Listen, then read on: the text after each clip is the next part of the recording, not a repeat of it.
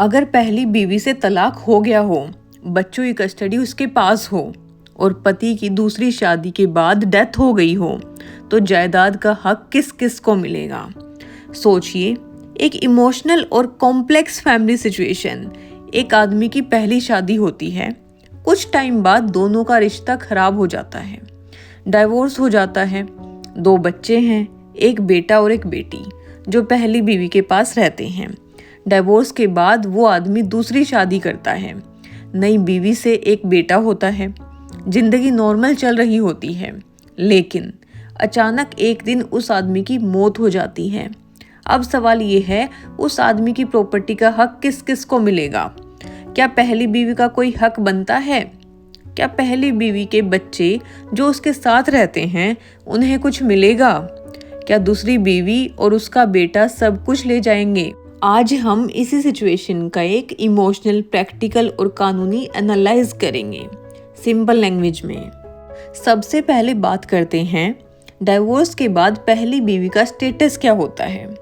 जब एक औरत और आदमी के बीच लीगल डाइवोर्स हो जाता है तो वो दोनों कानून की नज़र में अलग हो जाते हैं।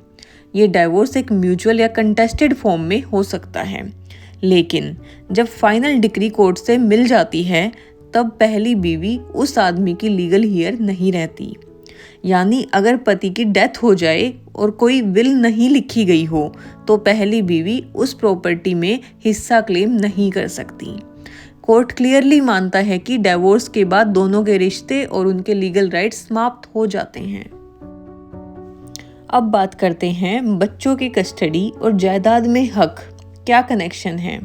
अब दूसरा कन्फ्यूजन है, अगर बच्चों की कस्टडी पहली बीवी के पास है तो क्या उनके पिता से लीगल रिश्ता भी खत्म हो गया है? बिल्कुल नहीं। कस्टडी का मतलब सिर्फ ये होता है कि बच्चे किस पेरेंट के साथ रहेंगे, लेकिन इनहेरिटेंस का हक उनके पिता के साथ बायोलॉजिकली कनेक्शन से डिटरमाइन होता है। तो अगर एक बेटा या बेटी बायोलॉजिकली फादर के हैं तो चाहे वो किसी भी पेरेंट के पास रहें, उनका अपने पिता की जायदाद में पूरा हक बनता है। यानी डाइवोर्स के बाद भी अगर पिता की डेथ हो जाए और कोई विल नहीं हो तो पहली शादी के बच्चों को इक्वल शेयर मिलते हैं जैसे दूसरी शादी के बच्चों को मिलते हैं। अब बात करते हैं, अगर दूसरी शादी लीगल है तो दूसरी वाइफ का क्या हक है।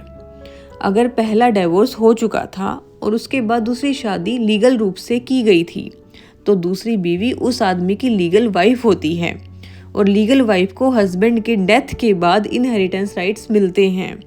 सेकंड वाइफ को क्लास 1 हीयर में माना जाता है हिंदू सक्सेशन एक्ट के तहत। तो अगर हस्बैंड की डेथ बिना विल के हुई हो तो वो भी इक्वल हीयर होती है, जैसे कि बच्चे और माँ। यानी इस केस में सेकंड वाइफ को भी उतना ही शेयर मिलता है जितना दूसरे क्लास 1 हीयर को मिलता है।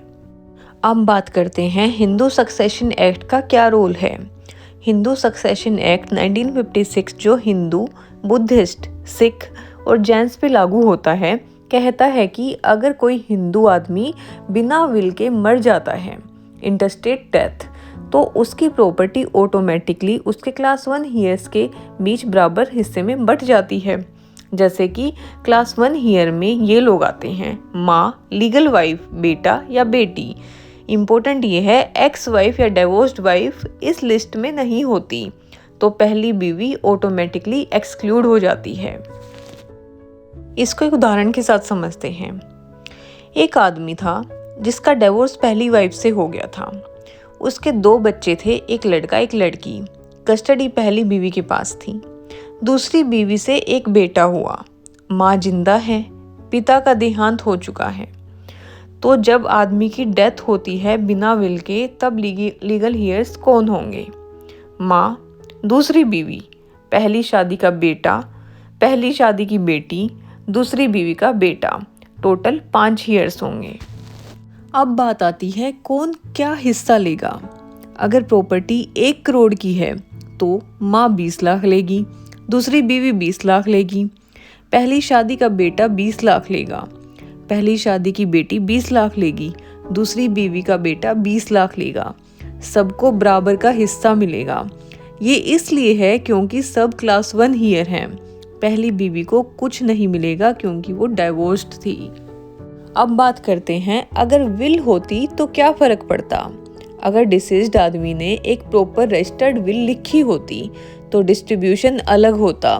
विल के थ्रू आदमी किसी को भी अपनी प्रॉपर्टी का पार्ट दे सकता है, चाहे वो दूसरी बीवी हो या पहली शादी के बच्चे या माँ।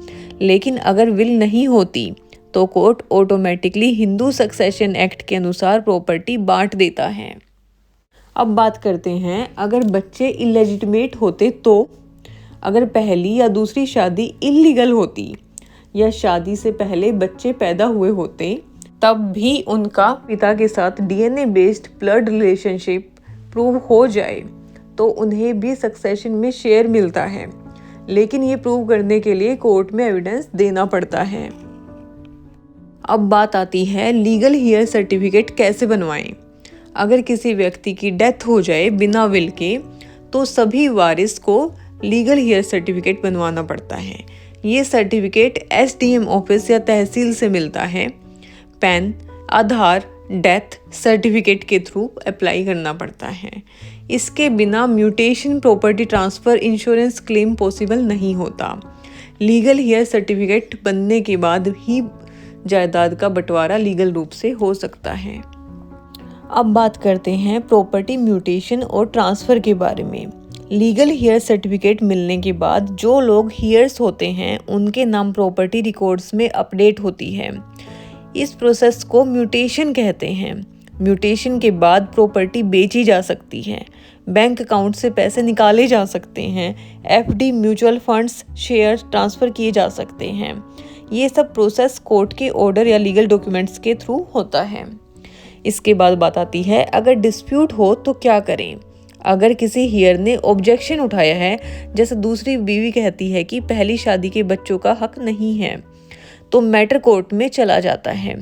तब DNA test, birth certificate, school records और लीगल डॉक्यूमेंट्स का यूज़ होता है, ये प्रूव करने के लिए कि बच्चे लीगल हेयर्स हैं या नहीं।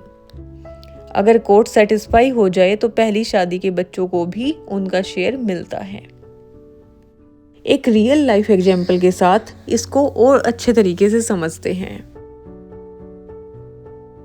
करिश्मा कपूर का केस सबने सुना है। उनका डाइवोर्स संजय कपूर से हुआ था। बच्चे करिश्मा के पास हैं और संजय कपूर का देहांत हो गया। तो संजय कपूर के दोनों बायोलॉजिकली बच्चे जिनकी कस्टडी करिश्मा कपूर के पास हैं, उनको उनकी प्रॉपर्टी में पूरा हक मिला है क्योंकि वो उनके बायोलॉजिकल बच्चे थे। यहाँ पर कस्टडी मैटर नहीं करती। इस एग्जाम्पल से समझा जा सकता है कि कस्टडी मैटर नहीं करती, ब्लड रिलेशन मैटर करता है। अब बात करते हैं कुछ कॉमन मिसकंसेप्शंस की। कस्टडी माँ के पास है तो पिता का भी रिश्ता खत्म। पहली बीवी से डिवोर्स हो गया है तो बच्चों का भी हक गया। दूसरी बीवी सब कुछ ले जाएगी।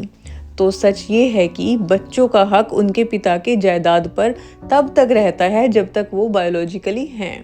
पहली बीवी डाइवोर्स्ड होने के बाद लीगल हेयर नहीं रहती। दूसरी बीवी तभी लीगल हेयर है अगर शादी लीगल है।